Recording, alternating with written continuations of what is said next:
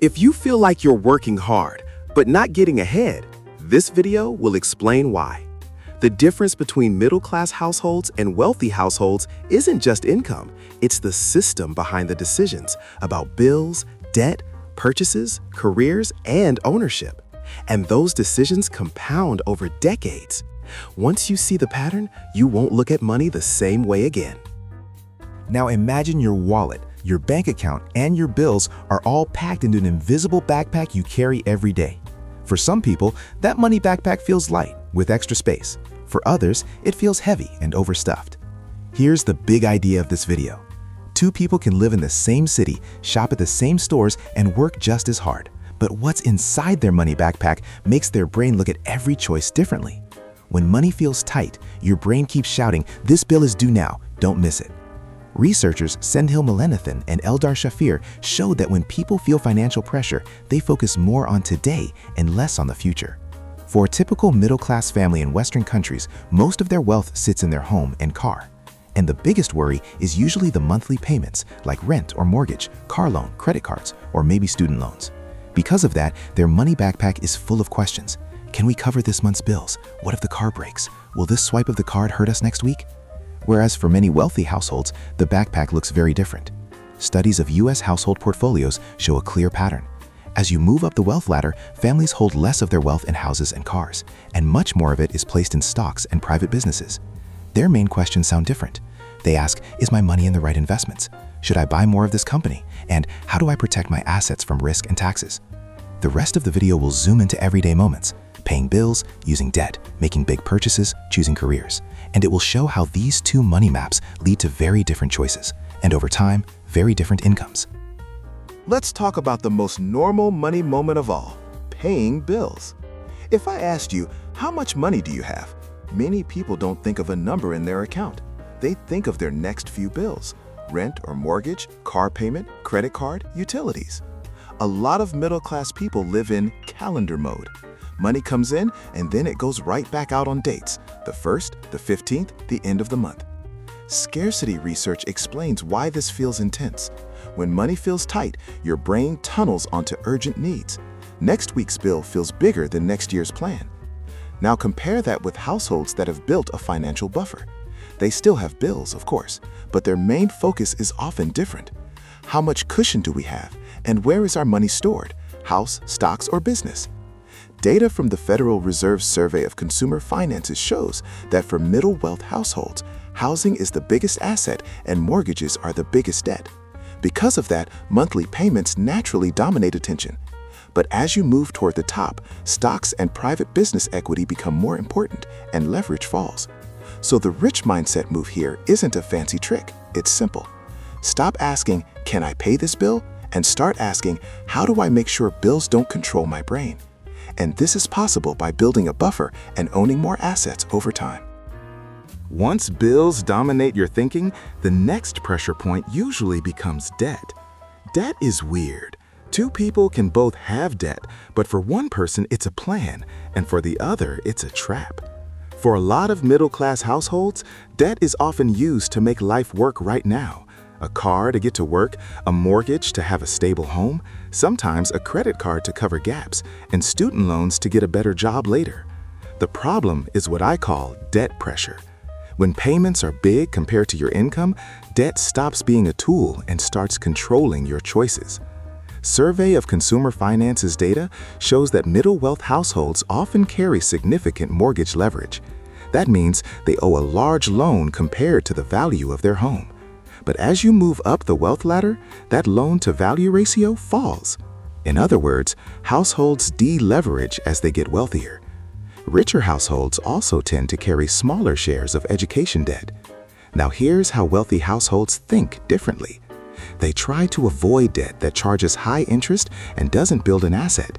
And if they do use debt, it's often attached to an asset they expect to grow, and they have the cash cushion to survive surprises.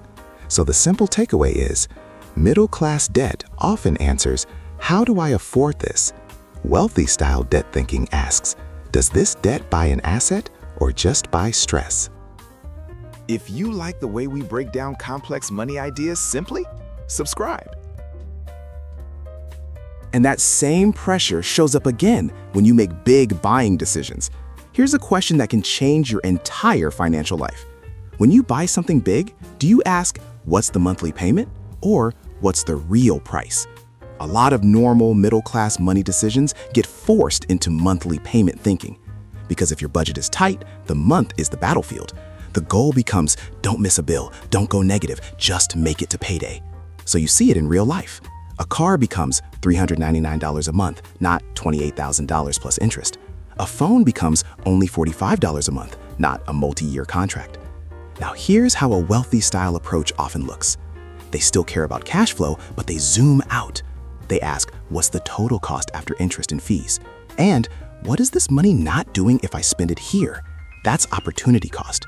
So the simple takeaway is, middle-class thinking often asks, can I fit this into my month? Wealthy style thinking asks, what does this cost me over years, and what could that money become instead? But money maps don't just shape what you buy, they also shape how you earn. If you were offered a job that pays more but feels less stable, would you take it?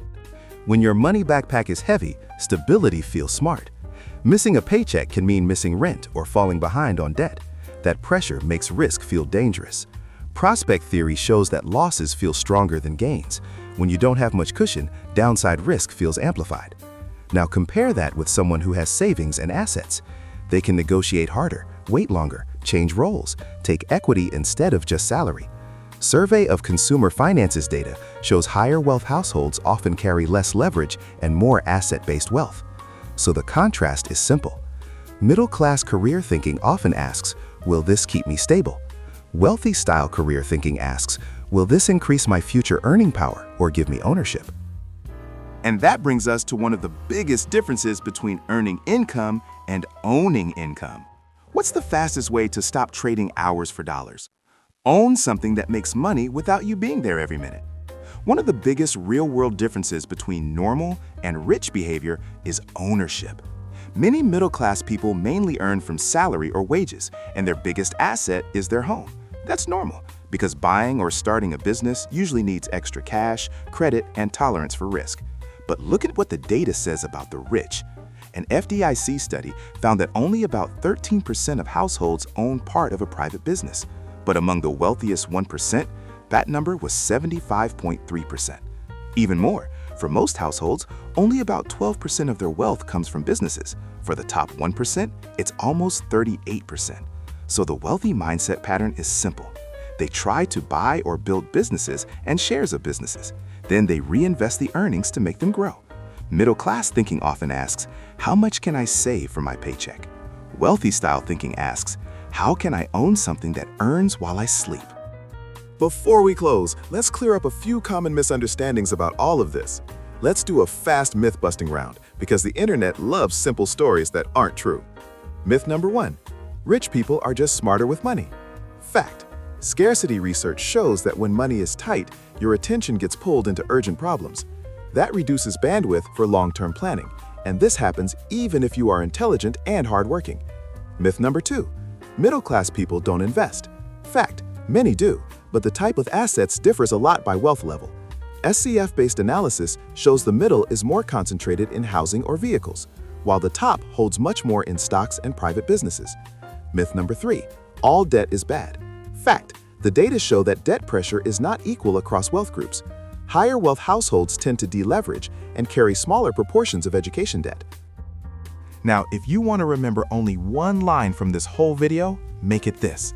Before you spend, borrow, or say yes to a job, ask, does this decision increase my assets or increase my monthly payments? That one question is a shortcut to the patterns we saw in the data. Middle-class households are often forced into payment-first thinking because wealth is tied up in housing and debt, while the wealthy tend to hold more in stocks and businesses and carry less debt pressure. And the psychology explains why it feels so different. When money is scarce, your brain tunnels toward urgent needs, which makes future planning harder. So don't turn this into a moral story about good people and bad people. Make it a system story. Different money backpacks create different choices. And once you can see the pattern, you can start building more breathing room and more ownership, step by step. I've linked the research and sources in the description if you want to verify everything yourself. If you found this useful, subscribe for more evidence-based money ideas. Thanks for watching, and I'll see you in the next one.